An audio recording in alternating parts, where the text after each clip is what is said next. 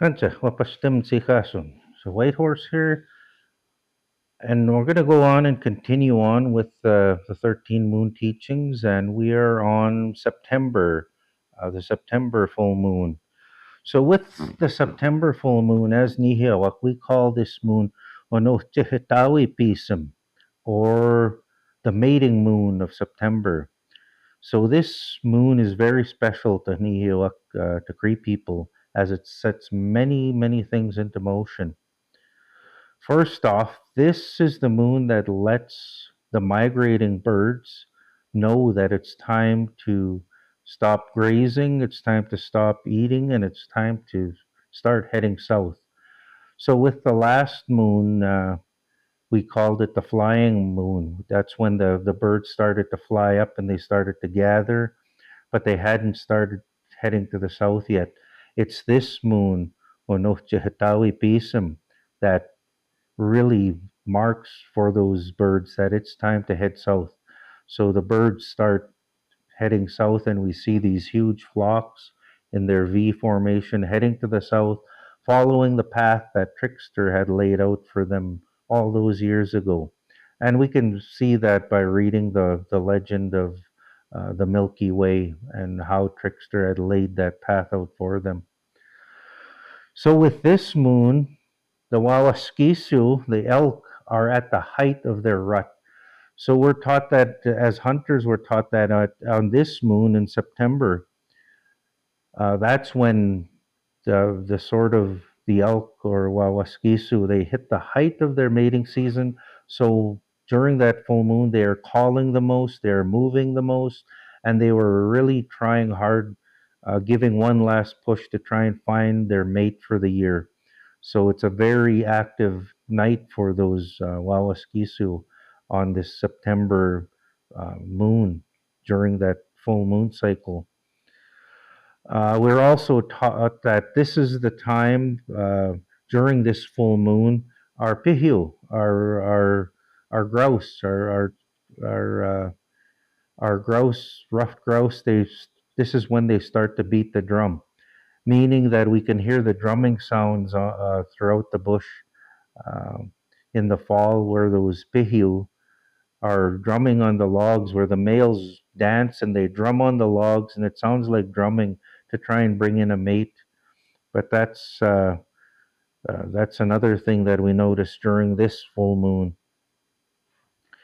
So during this full moon as well, this begins the muswa mating season. So our moose begin their mating season.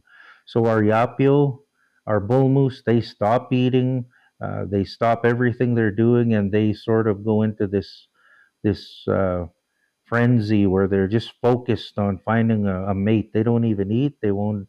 They'll rarely drink, but they'll just be constantly moving, and they're giving their calls and scraping their antlers, making their wallow pits. But this is what sets that off for them is this full moon.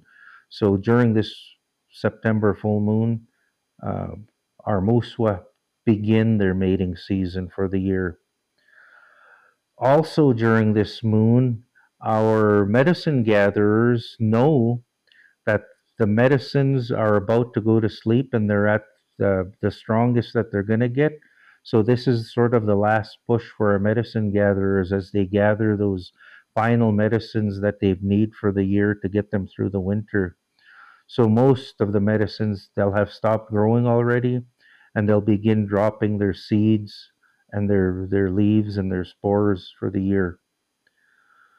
So also with this moon, Musumaskwa sort of goes into a feeding frenzy, just eating and eating as much as he can, anything he can, berries, plants, anything he can hunt, any meat he could find, anything at all. He just eats anything without losing all of his fear, just focused on trying to get as fat as he could so he has enough fat and energy stored when he puts his body to sleep in the ground for the winter.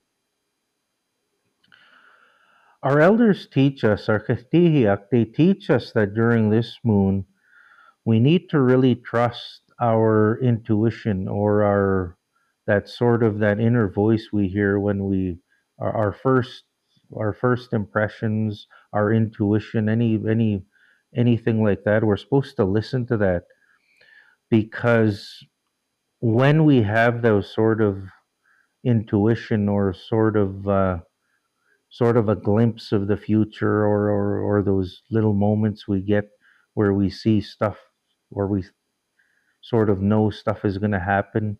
We're told to trust that because that's our inner spirit and the spirits around us, spirits of our ancestors, sort of giving us that quick little intuitive feeling, that feeling of knowing what's coming ahead and knowing that there's change coming ahead. So we're taught not to fight any change that's coming for us, because regardless of what we do, whatever is changes we're going through and whatever happens with us, uh, we're not really in control of that. That creator, our higher power, has control of what's in store for us. So we can't control that no more than we can control the seasons that are coming. And we're reminded of that during this moon. So during this moon, we're told not to focus on the journey we've traveled, but to prepare for the journey ahead. So not to focus on the past or what's happened behind us. Uh, Not like the last month where we're really looking at what we've learned from the past. This full moon, we're taught to sort of let that go now and prepare for the journey ahead of us. Because just as all of the world around us, the plants, the animals, they're all preparing for winter, we need to begin to prepare ourselves both physically and spiritually for the journey ahead of us. So, of course, like I said, our kestiyak, our elders teach us that we need to trust that intuition and embrace change in our life and to prepare for the journey that's laid out in front of us. The water teaching for this full moon uh, teaches us that we can get maskihinipi or medicine water that can be help to ground us. And when we say ground us, it means quite often we get distracted by everything that's going around us, the work that we do, or the people around us, or the environment we're in, have so much distraction.